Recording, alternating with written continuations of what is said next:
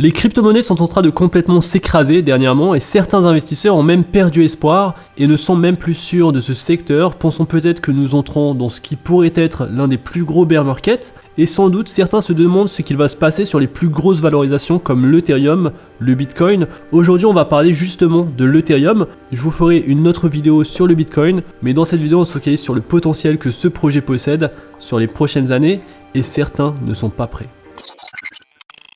Salut à tous et bienvenue dans cette nouvelle vidéo. Aujourd'hui on va parler du projet Ethereum, le deuxième projet le plus grand en termes de valorisation. Donc Ethereum c'est l'un des projets les plus connus après le Bitcoin et forcément il a de bons fondamentaux, c'est le network, le réseau qui anime énormément d'applications décentralisées. Et dans cette vidéo on va voir ensemble une étude qu'a fait le fonds d'investissement ARK Invest avec des prédictions de prix qui vont vous surprendre. Donc on va discuter de ça et on va essayer de comprendre pourquoi une telle prédiction sur le prix du token Ethereum dans un avenir moyen long terme. Alors comme d'habitude avant de commencer cette vidéo je compte sur vous pour liker la vidéo, pour vous abonner à la chaîne mais également pour me rejoindre sur Twitter et pour jeter un œil au projet NFT que je suis en train de lancer, Meta Investor. Donc vous pouvez retrouver le lien du Discord dans la description. C'est un club d'investisseurs avec pas mal de compétitions. On fera des challenges bourse, on aura des quiz, des compétitions sur l'investissement en général, que ce soit les crypto-monnaies, les NFT, la bourse, l'immobilier, beaucoup de domaines, et on aura des intervenants qui vont venir partager leurs connaissances. Donc un club fermé, une communauté qu'on veut souder, solide, et donc cette collection comptera uniquement 2022 NFT. Et la prévente c'est pour le 4 mars, les places de whitelist sont toujours ouvertes, et donc si vous souhaitez vous former à l'investissement, ne ratez pas cette occasion de le faire via ce projet. Alors voici l'étude de ARK Invest sur l'Ethereum et la finance décentralisée. Alors la finance décentralisée va permettre sur les prochaines années plus d'interopérabilité, de transparence et de services financiers tout en minimisant les frais d'intermédiaire et le risque de contrepartie. Alors après la fin du dernier bull run entre 2018 et 2019, l'Ethereum est apparu en 2021 comme la plateforme prédominante des contrats intelligents pour les marchés décentralisés. Selon le fonds d'investissement ARK Invest, Ethereum est à la fois la garantie préférée dans la finance décentralisée et le marché principal pour les NFT, ce qui suggère qu'il est susceptible de capturer une partie de la masse monétaire mondiale et que le market cap de l'Ethereum pourrait dépasser les 20 000 milliards de dollars sur les 10 prochaines années. Alors aujourd'hui vous le voyez, l'Ethereum en 2021 possède un market cap de 329 milliards de dollars. Selon les recherches de ARK Invest, l'Ethereum pourrait déplacer de nombreux services financiers traditionnels et de cette façon le jeton natif, l'Ether,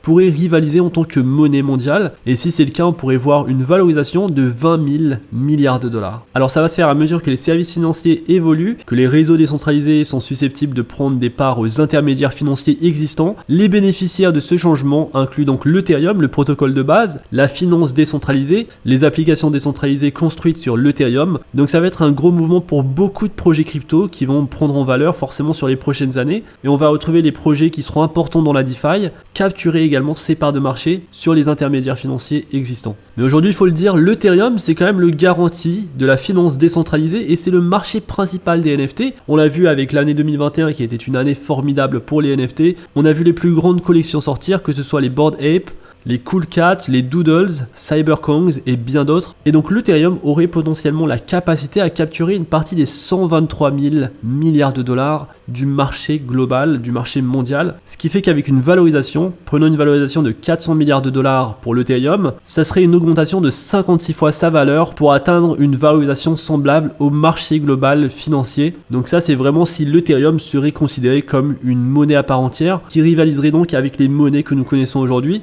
Alors ce sera peut-être le cas ou pas du tout. On va voir un peu plus en détail pourquoi l'Ethereum pourrait prendre tant de parts de marché. Mais si ça venait à se faire, au prix actuel, un Ether qui coûte 2757 dollars coûterait 154 000 dollars à l'unité. Ce qui fait qu'en possédant environ 7 Ethers, vous pouvez devenir millionnaire avec de l'Ethereum si la valorisation qu'on a vue se réalise sur les prochaines années. Alors maintenant, entrons un petit peu dans les détails des explications de pourquoi l'Ethereum est si important aujourd'hui en termes de référence sur la finance décentralisée. Alors tout d'abord, ce qui rend l'Ethereum unique, c'est sa technologie, les contrats intelligents qui peuvent potentiellement remplacer les services traditionnels que nous possédons actuellement. Et en effet, les plateformes de contrats intelligents comme l'Ethereum ont ça de très bien qu'elles sont généralement ouvertes, donc open source, et également transparentes. Elles ne dépendent pas des intermédiaires financiers traditionnels et elles réduisent ainsi le risque de contrepartie. Donc c'est quand même une technologie qui est vraiment avantageuse pour les services financiers, pour la finance décentralisée en particulier. Et donc ici on a un exemple des applications dans la finance traditionnelle. Donc pour les systèmes de banque et de prêt, on va retrouver Bank of America comme exemple. Dans les crypto-monnaies, on pourra utiliser le protocole Compound, qui est un protocole qui justement vous permet de faire les mêmes choses que ce qu'une banque vous ferait, sauf qu'il n'y a pas d'intermédiaire et les rendements sont beaucoup plus élevés. Alors sur les plateformes d'échange, on retrouve le New York Stock Exchange. Du côté crypto, on va retrouver Uniswap, qui est une plateforme d'échange décentralisée. En termes de courtier, on va avoir des entreprises comme Robinhood, et de l'autre côté, on aura MetaMask. On va également avoir des fonctions d'asset management, d'assurance, de dérivés. Et les dérivés, c'est quelque chose qui n'est pas encore totalement présent sur le marché des crypto-monnaies à cause des régulations, mais c'est quelque chose qui pourrait prendre plus d'importance, et notamment les dérivés sur les actions en bourse. Donc ce serait des actions synthétiques. On voit d'ores et déjà quelques protocoles faire ça, mais les régulations actuelles bloquent en quelque sorte l'adoption de ces technologies. Mais peut-être que sur les prochaines années, cette adoption se fera beaucoup plus facilement et ça ouvrira encore plus la porte à de nombreux utilisateurs sur les protocoles DeFi et surtout sur le réseau Ethereum. Et donc voici un historique des prix de l'Ether. On avait eu le all-time high assez récemment sur l'année 2021. On avait quand même eu 2 bonnes années de bear market où il n'y avait rien qui se passait. C'était le crypto winter.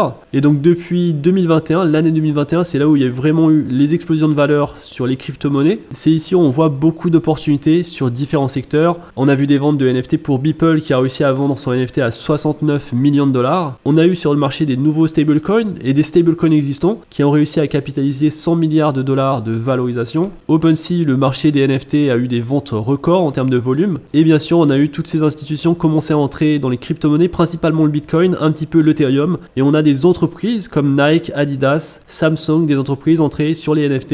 Et ça se fait à travers principalement le réseau Ethereum. Et donc voici une différence qu'il peut y avoir par rapport aux services traditionnels et aux services de finance décentralisés. L'avantage principal des services de finance décentralisés, ça va être le fait que les transactions financières basées sur des contrats intelligents sont réglées en temps quasi réel, presque partout dans le monde. Et donc il est possible sur les prochaines années qu'il y ait beaucoup plus d'adoption sur ces services décentralisés du fait de cette accessibilité et de la facilité d'utilisation de tous ces protocoles par rapport forcément à la finance traditionnelle. Alors un graphe sympa, c'est au niveau des stablecoins. On a vu des gros stablecoins sortir sur l'année 2021 et donc juste avant, à partir de 2019-2020, on avait juste le USDT et à partir de mi-2020 on a commencé à voir le USDC et maintenant on commence à avoir des stablecoins très forts comme UST, le stablecoin décentralisé qui est basé sur un algorithme et qui est selon moi l'un des stablecoins les plus intéressants aujourd'hui sur le marché car décentralisé, basé sur un algorithme qui est donc connecté au token Luna, un projet très important également dans la DeFi.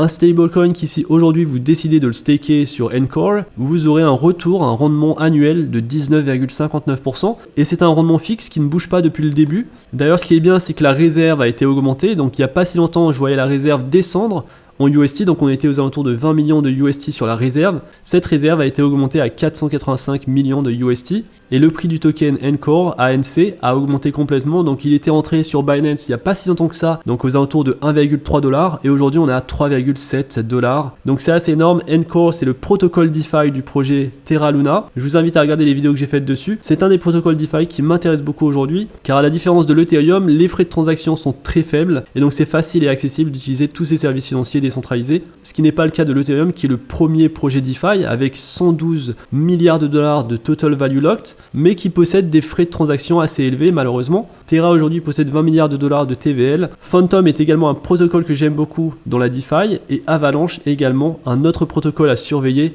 dans la DeFi. Mais pour revenir à l'Ethereum, il faut savoir que le projet est en développement et qu'il y aura une version 2.0 qui va arriver pour faire une transition du mécanisme de consensus de Proof of Work à un consensus de preuve de participation. Et donc ça va forcément réduire les frais de transaction, ça va rendre le système beaucoup plus évolutif, beaucoup plus sécurisé et beaucoup plus soutenable sur le long terme. Et donc ça c'est quelque chose qui est attendu de la part des investisseurs et qui devrait arriver sur les prochaines années, on n'a pas encore de date. Alors cette vidéo est sponsorisée par PrimeXBT, l'un des leaders dans le trading de vos crypto-monnaies. Sur PrimeXBT, vous pouvez trader du Bitcoin, de l'Ethereum. La plateforme intègre également des actifs boursiers et propose des outils d'analyse pour vous permettre de prendre des décisions en temps voulu. Vous pourrez également retrouver une fonctionnalité assez unique, le co-vesting, vous permettant de copier le trade d'un autre trader, donc en choisissant bien en termes de performance dans la base de données et potentiellement en gagnant de l'argent même si vous ne savez pas forcément trader. Donc PrimeXBT, c'est une plateforme qui ne s'adresse pas à tout le monde, qui s'adresse s'adresse plutôt aux traders expérimentés, mais les fonctions de co-vesting peuvent intéresser même les plus débutants. Et donc dans la description, vous retrouverez mon lien d'affiliation avec le code Digital50 vous permettant d'avoir sur la plateforme une offre de promotion. Donc n'hésitez pas à aller checker ça si ça vous intéresse. Et on est parti pour la vidéo. Et donc l'Ethereum aujourd'hui, c'est le projet qui a les meilleurs fondamentaux, c'est le projet qui a la technologie la plus importante et surtout c'est l'un des projets qui innove le plus. C'est peut-être le leader dans ce domaine malgré le fait que c'était le premier projet avec donc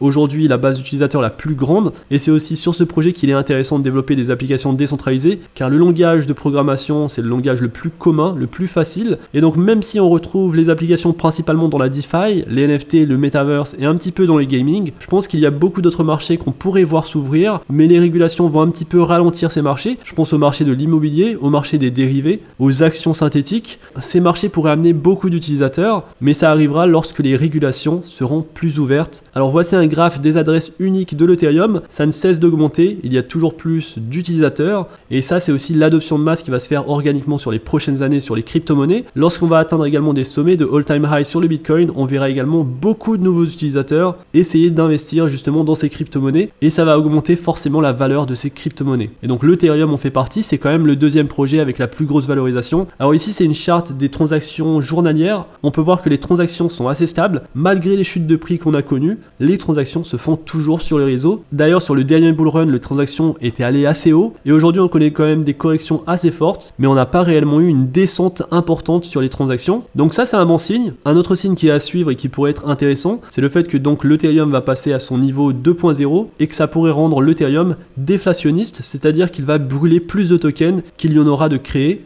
Et donc si on fait une simulation de ce qui se passerait si on avait l'Ethereum 2.0, on se retrouve avec moins 1,2%, ce qui fait que l'Ethereum pourrait potentiellement, avec l'activité qu'il y a actuellement sur le réseau, être déflationniste lorsqu'il y aura cette sortie de l'Ethereum 2.0. Et donc avec toutes ces informations, on ne peut que penser que l'Ethereum va prendre en valeur sur les prochaines années. Alors est-ce qu'il va atteindre 20 000 milliards de dollars de valorisation? C'est difficile d'imaginer une telle valeur, mais ça vient de ARK Invest. Il se base ici sur un modèle qui remplacerait la monnaie que nous possédons actuellement. Je pense qu'avec toutes ces informations qu'on a eues sur cette vidéo, l'avenir de l'Ethereum c'est un avenir très radieux et qu'on pourrait très facilement, donc sur les prochaines années, d'ores et déjà retrouver les 4 000, 5 000 dollars et complètement dépasser les 10 000 dollars en 2024, 2025 peut-être, et bien plus de dollars peut-être avec l'avancée des technologies de la blockchain. Et donc voilà pour cette vidéo, dites-moi ce que vous pensez de l'étude de ARK Invest, qu'est-ce que vous pensez de l'Ethereum, est-ce que vous possédez le token, est-ce que vous pensez que les corrections qu'on connaît aujourd'hui sur le marché sont des bonnes opportunités à prendre pour investir sur ce projet? J'espère que cette vidéo vous a plu. Si c'est le cas, n'hésitez pas à liker la vidéo, à vous abonner à la chaîne. N'hésitez pas également à me rejoindre sur le Discord Meta Investors pour discuter d'investissement. On se retrouve très vite pour une prochaine vidéo. D'ici là, faites attention à vous, investissez bien et à la prochaine. Peace.